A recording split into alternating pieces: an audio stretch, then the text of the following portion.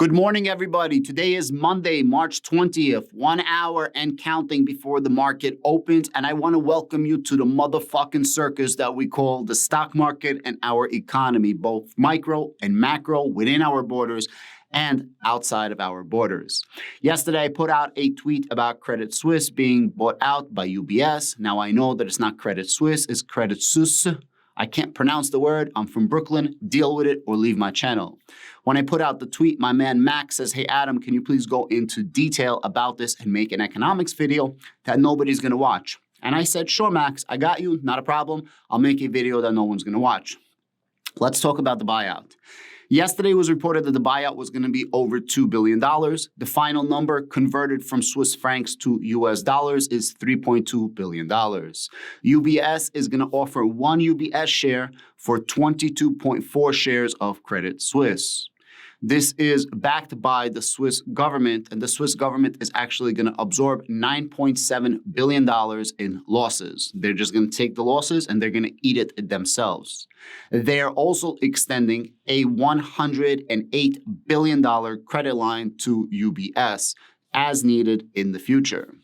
The craziest thing about all of this is if this deal goes through, which the Swiss government is saying this will go through in 2023, UBS and UBS shareholders get to buy Credit Suisse at 37 cents on the dollar as per Friday's closing. However, on Friday, Credit Suisse was worth $8.5 billion, but just around 6 months ago, Credit Suisse was worth in the many tens of billions. If this is a good deal or not, I don't know, but it is definitely blessed by the United States government as well as the Swiss government. Now, I know you guys are saying, Adam, what does the United States government have to do with this deal? Credit Suisse at one time said, hey, we don't need a bailout. And then they put out a tweet like a piece of news. This happened on Wednesday. A foreign government, a foreign country is putting a lot of pressure on a bailout to contain the fallout. I'm assuming that that foreign country is the United States because we are literally on the brink of an entire collapse of our economic system. When I put out the tweet yesterday, I made a quick video when I said that it's $2 billion. People are like, oh, it's only $2 billion. Microsoft buys companies for $2 billion all the time. That's not the big deal over here. The big deal is if the deals don't go through, the fallout of depositors' money, and they don't have FDIC, and not that FDIC would be able to cover something like this. You see, altogether, UBS and Credit Suisse, as per UBS, is going to have now $5 trillion of assets. The Swiss government understands what I'm trying to say, so let me try to paint you a bigger picture. The Swiss government is giving them a $108 billion line, and they're eating $9.7 billion of losses.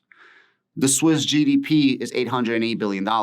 They're extending them a line that's around 13% of Swiss GDP, and they're absorbing around 1.2% of GDP for losses. On top of that, they are circumventing the law and changing it where shareholders do not need to vote for this takeover. Listen to what I just said. What is the urgency? Why are they doing this? Because we are literally a hairline away from, hey, everything's going to work out to everything's going to be absolutely collapsed. The current fallout that we have today is worse than it was in 2008. However, like in terms of numbers, we have a lot more containment right now because people understand what happened in 2008. The more you contain something and you try for it not to be a contaminant, the better it's going to be for our entire economic system. And as you're doing all of these bailouts, that's actually good for the stock market, and that's actually good for crypto. And I'll show you some charts over by my desk in just a moment to prove this. During the meeting, the rumors are that everyone's blaming United States, that this fallout is only happening because of our SVB bank, Signature Bank, so on and so forth. But I do believe that the Saudi family, through their subsidiaries, own 10% of Credit Suisse. I believe there was the first or second largest, I think first largest shareholder of Credit Suisse. And they said, hey, we're not extending any more loans. We're not extending any more lines. It is what it is. The Saudis family's billions of dollars investment is now worth a couple of $100 million investment. They did not want to hold the bag, and they took their losses about what is going to happen. This is extremely important that Credit Suisse was bailed out. People think this is not a big deal. Switzerland is not a big player on the global scale. However, Everything is connected. All of these dots, whether you understand it or not, or whether you have the ability or inability and capabilities of your mind to understand the bigger picture, is most certainly 100% connected. Right now, the United States has something called swap lines, and this is just trading the liquidity of the US dollar between the United States and other central banks throughout the world. These swap lines are usually good for 7 days, so they're done weekly. They're increasing them to be done daily to increase liquidity. Basically, you're taking the US dollar and you're putting it around the world in more frequency to add more liquidity. I'm going to read you an article in just a moment, but make no mistake about this. Right now, we are containing it. Are there going to be any more affected, any more banks affected throughout the world? Probably. But I have a feeling that to the best of the abilities of all governments throughout the world, and I mean like modern countries, right? Like first world countries, and no disrespect to anybody, but you guys are going to send like the banks that matter most in the world, that actually hold the money and control what the fuck happens. Those banks, the governments of those countries are going to do everything they possibly can to contain this, because it's literally one domino drop and then the whole effect, like everything is going to drop. Now, the Swiss government and everyone is calling this is not a bailout. This is a commercial solution. And yes, technically it is a commercial solution, but you know, this is essentially a bailout without a physical bailout. But the government is supporting the buyout. So is this not a bailout? If the government didn't extend a $108 billion credit line and they didn't absorb nearly $10 billion of losses, would this bailout happen, or would this commercial deal happen? No, right? UBS would buy Credit Suisse for nothing, because if they have a $10 billion loss that they need to eat and they have to pay $3 billion or even $1 billion, they wouldn't do that. The only reason they're doing this deal is because the Swiss government is making the deal sweeter. They're making it economically viable for UBS to buy Credit Suisse. So no, technically this is not a bailout, but in actuality, it is 100% a bailout. Same thing that's currently happening in the United States. Maybe it's not officially bailouts, but they are bailouts. When the United States is giving liquidity, offering lines of liquidity, or when the United States behind closed doors is meeting with all of the major banks in the United States to deposit money in First Republic Bank, you think these major banks are doing this because they want to be nice? No, they're doing this because the United States government is coming up to Chase, JP Morgan, Citibank, Wells Fargo, Bank of America, Goldman Sachs, so on and so forth. And they're like, hey, we are fucked and we really need your help. And if you don't help us, we're going to screw you in regulations. But if you do help us, we will remember in the future. Now, of course, I don't know what happens behind closed doors. And this is just, I'm giving you guys kind of a basic analogy or kind of a basic understanding of what I personally think is happening behind closed doors. I can't say for sure, obviously, but you can see by all of the little implications that's currently happening, right? Think about it. The biggest banks in the world, they're not going to get a run. JP Morgan, Bank of America, Citibank, nobody's going to run on them, because as people take money out of the banks, if you have 100,000, maybe you can hide it in your house. But if you have $1 million and $10 million and $50 million, you can't just keep it in your house. You can't have a safe at home. You need to keep it somewhere. So where are you going to go? That's why there's not going to be a run on the biggest banks, because those are the most secure banks. So the biggest banks don't give a flying fizzle about what happens to the smaller banks. They're doing this because they're being asked to do this. So there's no collapse of the entire economic system. But those biggest banks would actually prosper from a collapse, in my personal opinion, to a certain degree. Because all of the depositors, all the money, all the bank runs are actually going to go to the largest banks. I'm oversimplifying this, but you get what I'm trying to say. All countries are rushing like crazy because of what's happening behind closed doors. They understand that this thing is about to hit the fan, and they're trying to stop it before we have another 2008. But in terms of assets, we are talking about more assets than in 2008. Let's now focus on Signature Bank. Signature Bank had a run on the bank. Signature Bank was closed last Sunday. There's a local community bank. The local community bank is called Flagstar. Flagstar has a $2.7 billion deal to buy 40 branches of Signature Bank and some of their assets. Their assets is north of $30 billion. Now, Signature Bank has a bunch of loans worth around $60 billion that will be sold off later on. The FDIC has already lost or contributed over $2.5 billion as per the FDIC, and maybe they're going to recover some of that money as things are going to sell off later on. The most interesting thing, $4 billion of digital assets, which is cryptocurrency essentially, that was deposited into Signature Bank, is not being bought in this deal and will be returned to clients. That's interesting, right?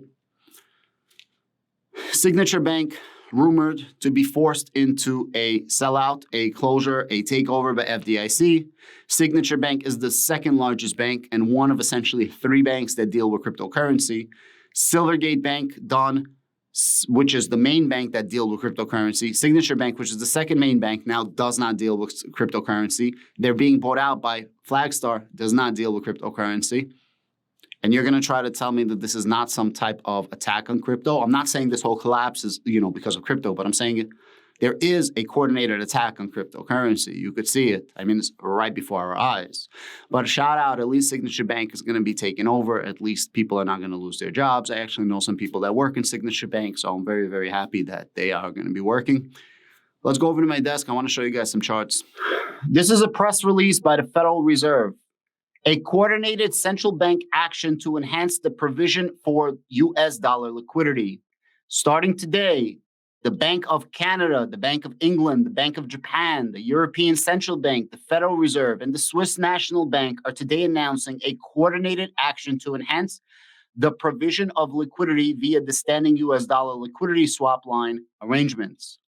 To improve the swap line's effectiveness in providing US dollar funding, the central banks are currently offering US dollar operations, have agreed to increase the frequency of 7-day maturity operations from weekly to daily. These daily operations will commence on Monday, March 20th, and will continue at least through the end of April.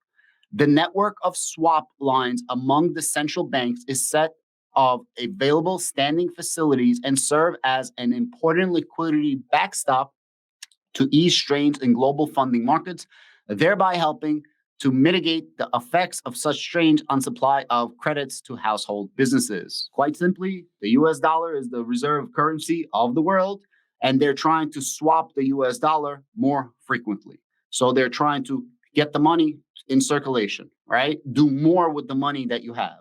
This is all an attempt to ease everybody's mind and all an attempt to shore up what the fuck is happening with our current economy. This is the Fed's books, the Federal Reserve. They literally went from 8.3 trillion to now 8.6 trillion. They added $300 billion of liquidity, and this is to bail out the banks, right? To give out the money to the banks. Now, they don't call this a bailout, but most certainly this is a bailout. Maybe not directly, but indirectly, this is a bailout. You're giving liquidity to the banks to make sure that the banks don't go under.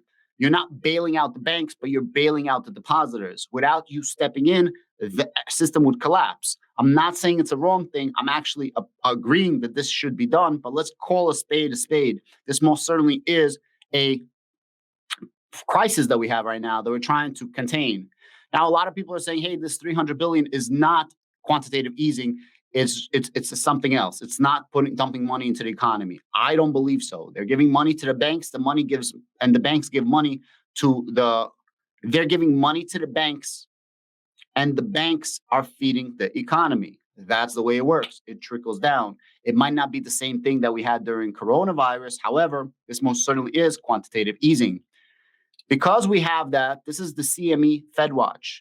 Right now, our rates are 4.5 to 4.75. The market believes on Wednesday, when the Federal Reserve meets, there's a 33% chance that they will not be raising interest rates at all. And there's a 67% that they will be raising interest rates by 25 basis points. Now, because all of this is happening and we're trying to figure out what's happening with the Federal Reserve, the 2-year Treasury yield went down as well as the 10-year Treasury yield. The 2-year Treasury yield went down because the markets are pricing in that the Federal Reserve is probably going to start reducing rates to try to contain what's happening right here. The 10-year yield is going down because we believe that inflation is going to go through the freaking roof. Our economy is going to burst at the end. We're going to have a mega freaking recession of catastrophic proportions. And I'm not trying to FUD anybody. And then inflation is going to go down in 10 years. So basically, we keep kicking the can down the road. Personally, I think NASDAQ is going to go up. Personally, I think crypto is going to keep going up. Bitcoin hit 28,000. Remember, Bitcoin was made for exactly this. It was made in 2008 because of the banking crisis, because of the collapse of the banks, right? Because of greedy bankers. No offense to my banking subscribers. See what's happening right now. Personally, I am buying a lot of stocks this morning. I'm putting like 30,000 into the market. I'm buying myself Google. I'm buying myself Microsoft.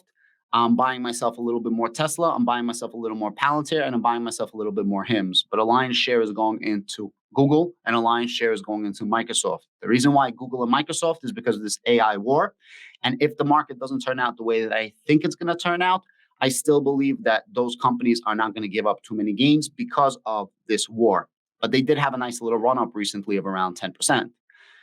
Tesla, because Tesla trades at a beta, as the market's going to go up, Tesla's going to freaking fly up. My personal opinion. Palantir has huge news about the NHS contract that is pretty much going to go to them right now. If you guys have been following my channel for a while, that's why I invested into Palantir. HIMS, because I love HIMS. I think it's a freaking monster. And yeah, so I'm deploying $30,000 this morning. The trade should go into my public portfolio. If you are a channel member of my stock channel, Finance 411, then you get to see my public portfolio. Membership's $3 a month. I have membership across all of my channels. If you want to support me, you get a really cool badge next to your name and you get really cool emojis that only my channel members have. In terms of cryptocurrency, I'm a schmuck. I wish I had money in Bitcoin right now. I sold my Bitcoin. I ended up buying Algorand. Stupid freaking move in hindsight, but I still have faith that Algorand might come up with some really cool partnership right now that will be announced by Jess, and it's going to fly up. I don't know. We'll see what happens. But right now, if I had money in the market and I was like just getting into the market, I probably would put my money into Bitcoin right now and see what happens, because I think that the flight to safety in crypto is going to be Bitcoin. Because as I said, most people only know Bitcoin. They don't know all the other altcoins. Guys, the market's about to open, and I want you to remember one thing before the market opens. Keep it clean in between, because hygiene is really important. Let's get some money, money, money, baby.